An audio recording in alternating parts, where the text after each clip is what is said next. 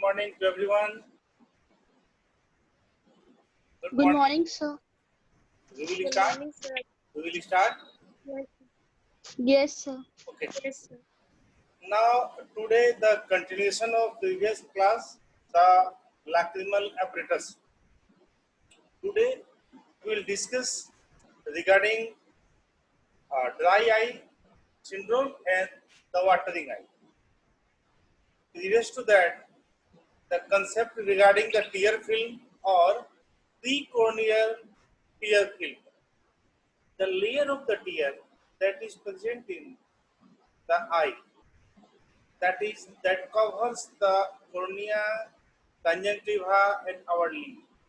A film is made, a watery film or layer that will cover our eye glove.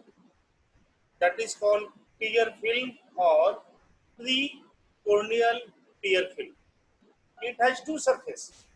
One surface facing to the globe, another surface is facing to the air. Wolf, who first described detail about the tear film. The tear film is minutely, it is made up of three layers. First, that is adjacent to the globe is mucus layer. Anterior to mucus is aqueous layer, or most anterior is lipid layer. If we start from the immediate globe, MAL, mucus, aqueous, and lipid. The thickness of all these three is mucus is 0.2 micrometer, aqueous is 7 micrometer, and lipid layer is 0.1 micrometer. The thinnest among the all three is lipid layer, or thickest or bulk of the tear film is the middle one, that is aqueous layer. As the name suggested, goblet cell is present in the conjunctiva. In the conjunctiva, it secretes the mucus. Just anterior to the mucus, there is accessory and main lacrimal gland. The accessory and main lacrimal gland that secrete, that is the aqueous layer. In the anterior most, the gland on the lid, eyelid, meibomian gland mainly, that secretes the lipid layer. Lipid, aqueous, and mucus. First, mucus layer is nearer to the globe. It is secreted by the goblet cell. It is mucus in nature and it changes, converts the hydrophobic cornea to hydrophilic cornea. Intermediate layer that is secreted by main and accessory lacrimal glands. The nature of that aqueous secretion is alkaline and salty in taste due to solutes secreted by the gland. The constituent of aqueous is water, sodium chloride, sugar, urea, proteins, lysozyme, beta-lysine, and lactoferrin. All these are the constituent of the aqueous layer that is secreted by accessory or main lacrimal gland. The outermost and thinnest layer, secretion of meibomian gland, cheese and mole, that is lipids or oily in nature. That prevents the evaporation of tear because it covers the aqueous and lubricates the eyelid over globe. So, these three layers constitute the tear film or precorneal tear film. That is mucus, aqueous, and lipid layer. Function of the tear film or precorneal tear film. Tear film keeps the cornea and conjunctiva moist, provides oxygen to the corneal epithelium, washes away debris and noxious irritants. It prevents infection by antibacterial substances that is present in the tear film. That is mainly in the aqueous. That is lysozyme, beta-lysine, and lactoferrin. It facilitates the movements of the lid over the globe. These are the function of the tear film. It keeps the cornea and conjunctiva moist, provides the oxygen to the corneal epithelium, washes away debris and noxious irritants. It prevents infection, antibacterial substances present in the aqueous that prevents the infection, that is lysozyme, beta-lysine, lactoferrin. It facilitates the movement of the lids over the globe. Secretion of tears. Basal secretion. In 24 hours, that is basal secretion, that is secretion of the accessory lacrimal gland. Reflex secretion. Reflex secretion means secretion of main lacrimal glands. Reflex secretion means sensation of cornea and conjunctiva. If cornea and conjunctiva sensitized with anything, and it will activates the main lacrimal gland, that is reflex secretion. Third one is hyperlacrimation. Irritation, irritative sensation from cornea and conjunctiva. In such a way, secretion of tear, one is basal secretion, second one is reflex secretion, and hyperlacrimation. We know irritation and emotion, two most common cause of watering of the eye. Elimination of tears, very interesting topic. Elimination of tears means the passage of tear. Just think, the bulk of the tear that is aqueous secreted by the temporal side of the lacrimal gland or accessory lacrimal gland that travel the tear film from lateral to the medial side. Because there is in medial side an upper and lower lead, medial side there is a pipeline of lacrimal passage. He started from the puncta, canaliculi, common canaliculi, lacrimal sac, and finally the nasolacrimal duct that is going into the nasal cavity. Then the flow of tear is from the lateral to the medial canthus, and there is lack of the tear. From that, two canaliculi, upper and lower. Upper canaliculi takes 30% of the tear and lower canaliculi gives 70% of the tear, and it goes to the nasal cavity in inferior meatus. The flow of tear, someone is evaporate, tear is coming, someone is evaporate, and lest the remainder one is passes through the channel passage. So this passage of tear after the evaporation, that is remainder, through the upper and lower canaliculi, puncta, canaliculi, common canaliculi, lacrimal sac to the anal lead. This passage. It is active lacrimal pump mechanism. There is active lacrimal pump mechanism in the channel from puncta to anal lead. In between, there is a lacrimal sac that acts like a pump. The relaxation and contraction of the pump creates a one-way movement of the tear. If lacrimal sac is distended, it will create a negative pressure. It will suck the water from the puncta and canaliculi to the lacrimal sac. When lacrimal sac is constricted, then water is go from that lacrimal sac to the anal lead. So there is two portions. One filling of the lacrimal sac, another is emptying of the lacrimal sac. That is done by the fibers of orbicularis oculi. As you know, any opening having the sphincter-like arrangement of the muscle. In the eye, orbicularis oculi; in the mouth, lip, orbicularis oris, like that. So this muscle, the fibers of orbicularis, creates active lacrimal pump mechanism in the lacrimal sac, and that is essential for elimination of tear from eye to the inferior meters. There is two action of the lead.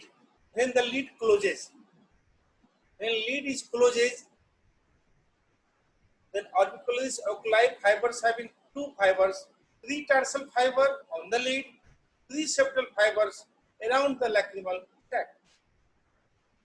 Contraction of pre-tarsal auricularis oculi, tear propel from puncta caniculi toward the lacrimal sac, and contraction of the preseptal fibers creates the distension or dilatation of the lacrimal sac. It means creates a negative pressure. The tear moves from puncta caniculi to the lacrimal sac. When eyelids open, the relaxation of pre-tarsal orbicularis oculi allows the puncta and caniculi to open and draw the tear film from the lacus lacrimalis to the puncta and caniculi. Another is relaxation of the preseptal fibers, that is Horner's muscle, that is main active participant of this active pump mechanism is the Horner's muscle, means preseptal fibers. It will relax, then lacrimal sac is contracted. This contraction creates a positive pressure that propel the water in the lacrimal sac to the nasolacrimal duct to the nasal cavity. Note one thing, in atonia of the lacrimal sac, when the lacrimal sac is atonic, no contractile, tears are not drained through a lacrimal passage in spite of anatomical patency, resulting epiphora. All these regarding the tear film, its constituents of the tear film, and how, what its function, and regarding the secretion, basal secretion, reflex secretion, and hyperlacrimation. And next one is elimination of the tear from IE to the inferior meters. Through that, we all study that the main role of Horner's muscle means preseptal fibers of orbicularis oculi. If it contracts, lacrimal sac dilated, creates a negative pressure, it sucks the water from puncta caniculi to the lacrimal sac. When preseptal muscle relaxes, opens, then there is contraction of the lacrimal sac and creates a positive pressure, and it propels the water that is accumulated in the lacrimal sac to the nasolacrimal duct. So tear film will complete it. Now we have to go on the particular topic, the dry eye syndrome or dry eye disease. A dry eye syndrome is said to exist when the quantity and quality of precorneal tear film is insufficient to ensure the well-being of the ocular epithelial surface. Just assume if there is no tear film, no lubrication, eyelids blink and move over the globe, what will happen? What will occur? There is abrasion and erosion and affection of the epithelium that is covered to the cornea or conjunctiva. Also, inner surface of the lid. If two surfaces rub to each other, there is no any lubrication, what will occur? There is abrasion, erosion. This is a pathological condition. So, a dry eye syndrome is that when the quantity, amount, quality means mucus, aqueous and lipid of the precorneal tear film is insufficient, not sufficient to ensure the well-being of ocular epithelial surface. Dry eye.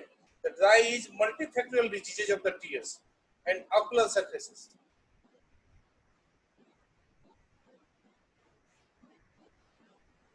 Results in discomfort, visual disturbances, tear film instability with potential damage to the ocular surface.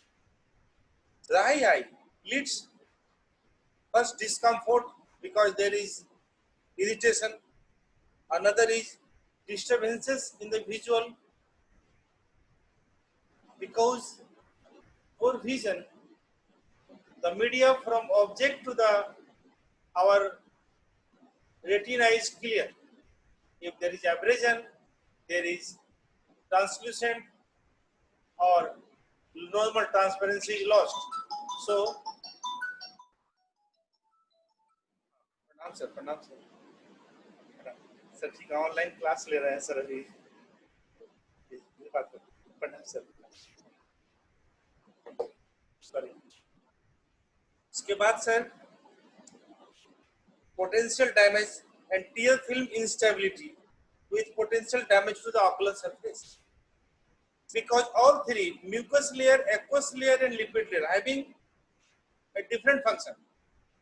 Mucus attached with the most immediate part and lipid is in the air and tear film position. It is accompanied by increased tear osmolality and inflammation of the ocular surface. Just assume if tear amount is less, the osmolality of the tear increases. Means solutes of the tear increases. And what will occur? If solutes increases, osmolality increases, what it does? It absorbs the water from the epithelial tissues, either from the conjunctiva or cornea. Again, it makes haziness. The transparency of the cornea is disturbed. The definition given by Dry Eye Workshop in 2007, DEWS, that is, DEWS second report redefines dry eye in 2017.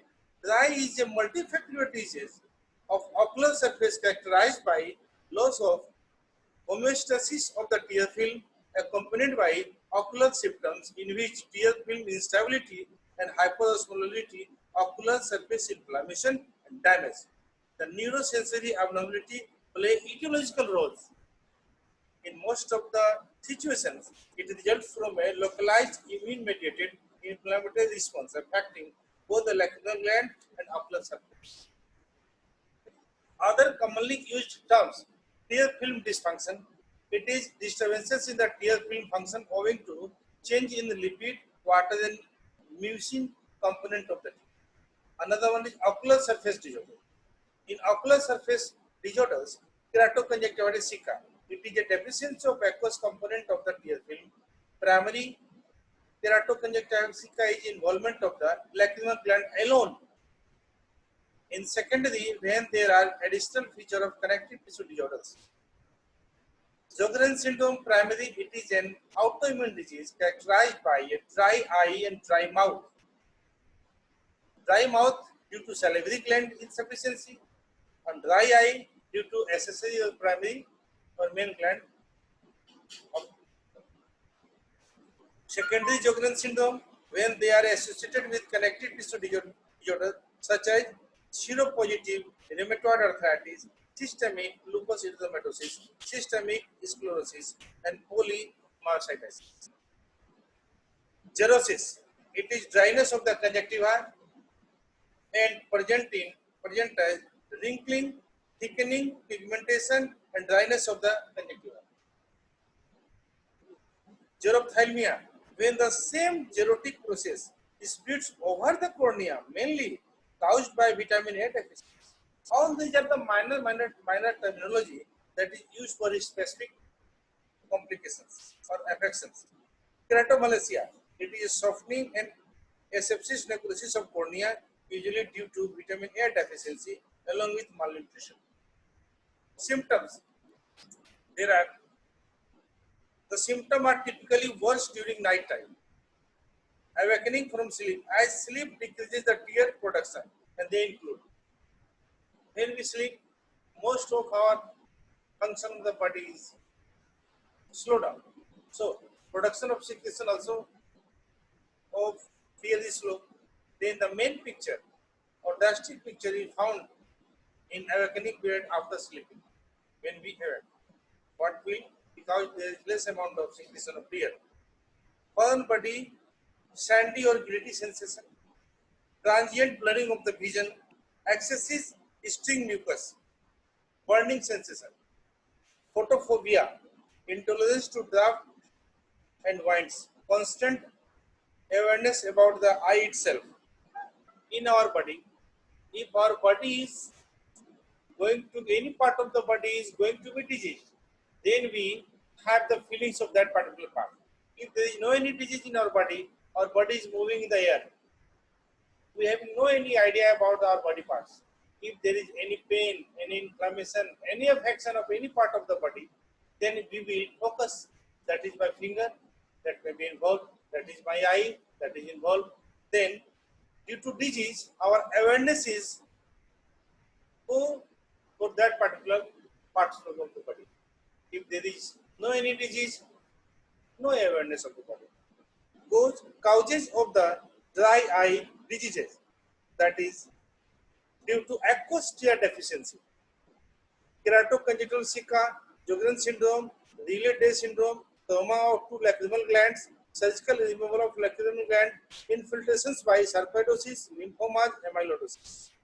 Drug-induced like antihistaminics, antimuscarine, hybenogides, neuroparalytic, and hyposecretion. All these are the deficiency of aqueous layer, the disease that affects the production either accessory or main lacrimal gland, it converted or goes in the disease of aqueous tear deficiency. Next one is mucin deficiency, goblet cell dysfunction, as in hypovitaminosis A. As we know, the epithelialization is due to vitamin A. If hypovitaminosis, then epithelialization is not proper. Goblet cell dysfunction in alkali burn, trachoma, empingoids, Stephen-Johnson syndrome, drug-induced beta blockers, proctolol, ecotherapate, iodide, lipid abnormality, and hydrotic ectodermal dysplasia, congenital absence of mucin gland, various types of blepharitis including muvinitis, lid surface abnormality, leg of thalmus, exposure keratitis, entropion, ectropion, lid touching, colobum of the lid, or all are the affection that causes the dry eye syndrome. In cases of entropion, lower eyelid is down, there is lack of tears, आंसुओं का झील नहीं बन पाता, वो drip कर जाता है फेस के ऊपर. Our puncta is above the आंसू का झील, lacrimal lack of झील. Then what it occurs? For proper excretion of tear, both the pump, either upper puncta or lower puncta, it should be paths with the tear. But in cases of entropion, lower eyelid lacks, and what is not accumulated like a lag, it will drip over the face. Epitheliopathies, recurrent erosion, limbal lesion, hard contact lenses, topical anesthesia, all these leads the dry eye syndrome. Signs: precorneal tear film, increased amount of mucous stents and debris in the upper and lower tear menisci. Next one is marginal tear stream. Marginal tear stream is reduced and it contains mucus and debris. Conjunctiva, hyperemia of the conjunctiva. Corneal superficial punctate keratitis, filaments will occur, pathogenesis of filamentary keratopathy, tag of filaments, mucus core, all these are found over the cornea. There is Dalen, but not associated with limbal lesions. Thinning occurs in severe dry eye, sometimes may be perforation. So how dangerous it is? It may started from dry eye and leads to the perforation. So dangerous. Special clinical test regarding the